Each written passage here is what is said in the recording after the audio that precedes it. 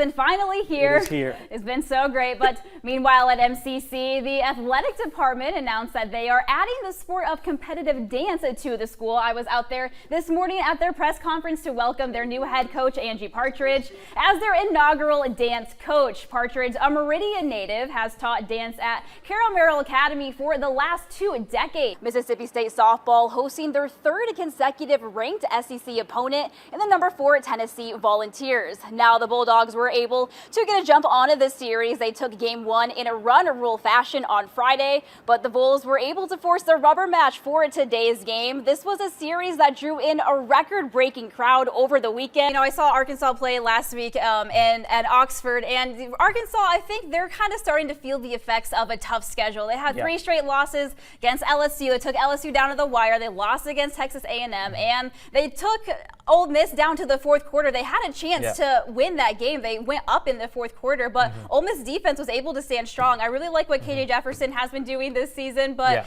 I think tomorrow for Alabama is kind of a get right on offense. Let's keep building this up as we keep going on the season here. Brandon, for the 3rd time this season, the series split out 1-1. Braylon Barnes over the top of his defender to get the Bulldogs on the board. Nate White looking to get out of trouble, hits the 180, drives inside. Elijah Morey able to clean it up for the bucket. Meridian's J.R. Yarbrough jukes out his man, hits the jumper to get the Wildcats in it to rhythm here. Yarbrough again sweeps through the defender, lays it up on the left side to tie up the game. I don't know about you, but I consider Sunday to be the first day of the week. So that means Major League Baseball is officially back. Opening day is this Thursday, so we have to talk about the Braves for a moment. In case you haven't heard, Spencer Strider has been named as the opening day starter. Strider takes the reins from Max Fried, who has been the opening day starter for the last 3 years. Strider, one of the best pitchers in the major leagues last season, and as you can see, he's added to his arsenal by perfecting a curveball.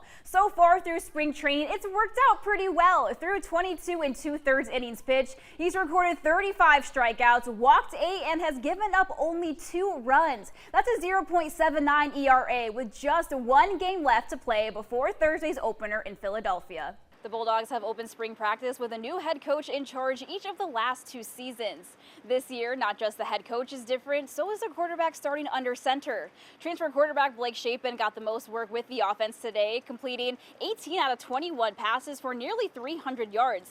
Head coach Jeff Lebby's new offensive system on full display this afternoon as the offensive team scored 67 points against the defense. However, Coach Lebby says there's still a lot of work to do. I think we've got a good foundation set from the, from the standpoint of guys understand, what it's going to take to be great inside our systems, and have coached that every single day, every single minute, and our guys understand that. And again, their energy and their attitude and their toughness and their willingness to get better and to take coaching is what's going to give us a chance to grow over the next 3 months before we kick it off live. What I'm finna say probably speaks for itself. Like I just said, probably one of the best springs I've ever had since I've been here. I've been under with 4 head coaches, and just my body, the energy around here is different, and then it's just a different environment. It's a big buy-in. Like I say, I be seeing guys take care of their bodies more. Like I said, their enthusiasm is different. It's different. I'm telling you, we coming with something different this year, and that's all I can really say about it. I think for us, man, it's still about climbing this thing one day at a time and finding ways to get better, and everybody involved understanding that we're going to be better together, and we need everybody. And the world that we live in today, as we go out and we talk to different groups all over the southern part of the United States, I want people to understand we need them, and we need their support every single day to be able to get done what we're all trying to get done. A new feel in the locker room, a tighter team chemistry has seemingly been the message from the team early in the offseason. Hopefully they can take that chemistry and put the results on the field when they open versus Eastern Kentucky. In Starkville, I'm Eve Hernandez, WTOK News 11 Sports. High school baseball and softball season is starting to ramp up in the area. The season officially is getting on in a couple of weeks now. This afternoon, and in the midst of the slushy and wet weather, the West Lauderdale Knights were putting in the time to prepare for the upcoming season. West Lauderdale is the home of the reigning 4A Fast Pitch State Champions and the 4A Baseball Runner-Ups. In their first season under head coach Jake Loper, the Lady Knights were able to take home the title. The baseball team, however, fell just short, losing to Purvis in the championship round. These two teams are now hungrier than ever to get back to those state title games as they prepare for the season. That's probably the hardest thing is, keeping everybody motivated and hungry because, we had a little taste of success. And the hardest part is, staying on top. Just kind of started this, but it's pay the price. Every day we got to come and pay the price. And, you pay it and we'll be successful. Winning's hard, and to be a winner, to be successful, you got to come every day and put in the work. And that's just a little daily reminder for us, pay the price. And on the boys' side, they got there last season, came short in extra innings. They are hungry to get back. Well, it's definitely left a bitter taste, obviously. We wanted to go and win it. We were right there, we were close, extra inning games, both games, but it does leave a bitter taste in your mouth, and you kind of can't stop thinking about it. So hopefully this year we'll be able to go back, hopefully we'll be able to win it, and I don't see any reason as to why we can't. So. Oh, it's been going great. I mean, every day we come out here and we work hard, and this team really just respects them tremendously. And I mean, this community is great. It's probably one of the best around. I mean, they always support us. They show up every single game, and they're just always here for us. February 10th is the date to remember. That's when the Trojans have their first jamboree of the season. It will be played on the East Central campus. That is one word players on the 1978 Meridian High basketball team used to describe what made them so successful that season. That 1978 team was the first state championship winning basketball team in Meridian High history. One of the good things about the team, everybody was rather calm, and that's because of the coaching we had. There was never a bunch of animosity. They kept us in line because we had a goal. We knew we had a good team. We actually had the best player in the state, Anthony Hicks. Coach Evans was a very, very, very gentle man. The fact that he took minority kids and molded them into championship caliber team and never raised his voice. He was always calm. I still remember this. He would go to college games. He would go to see SEC teams, Mississippi State, Kentucky, Alabama. He would study what they did, and then he would bring that back, and then he would implement and practice some of the strategies that the college coaches used, because our guys were capable of doing it. They executed it and helped us to be successful. Head coach Don Evans led the team for 10 seasons. In 1978, the team held a 33-5 overall record, topped off with their 72-60 win over Humphreys County for the Class AA state championship. At the beginning of that season, we sat down and we all wrote down our expectations of what we wanted to do that year, and we sealed it in an envelope.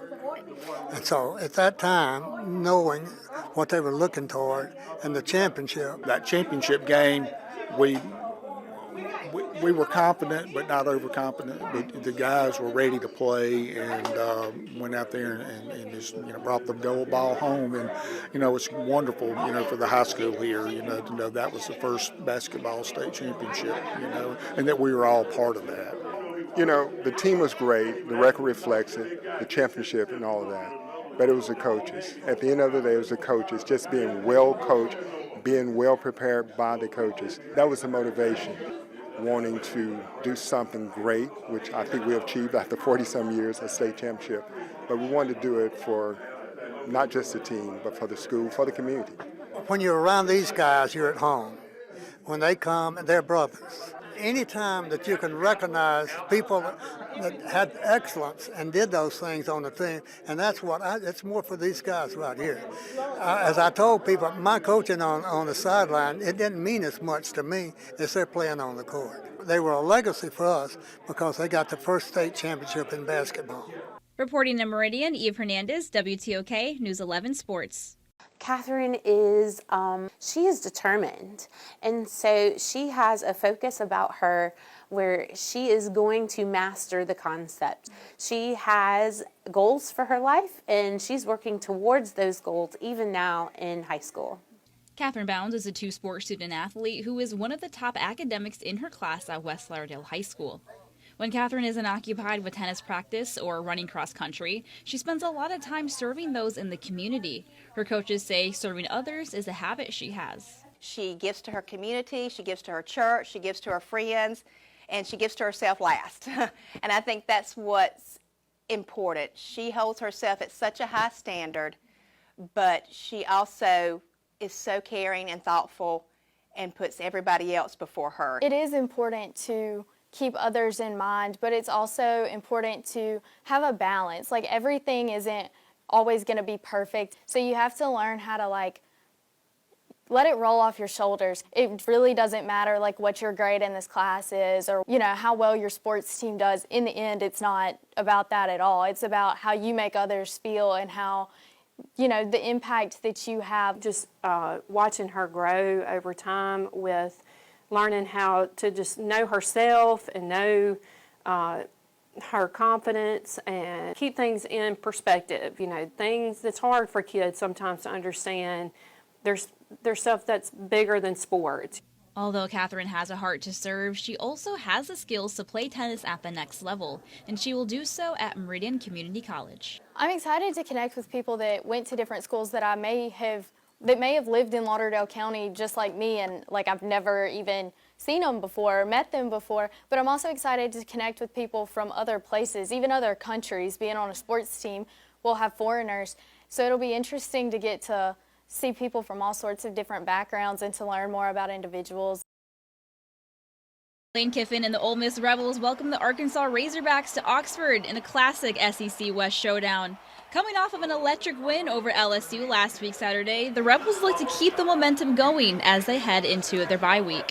That team gives us problems. They always have. I think they're better on defense maybe than people give them credit for. I think they're long and strong and they play physical. And they're sticky in coverage. They get up and cover/hold you, and they make it tough. And they always get up for this game. The defensive effort for the Rebels was the story of the game. After allowing 196 rushing yards and 7 touchdowns to the LSU Tigers last week, the defense felt like they needed to show up today, and they did. After a linebacker, Ashanti Sischunk, intercepted a pass from KJ Jefferson, the Rebels' defense was kick-started. I really was just reading off of KJ, and then I tried to bait him a little bit, and then I broke on it, and I caught the pick. You know, Coach Golding had a great plan coming into the game.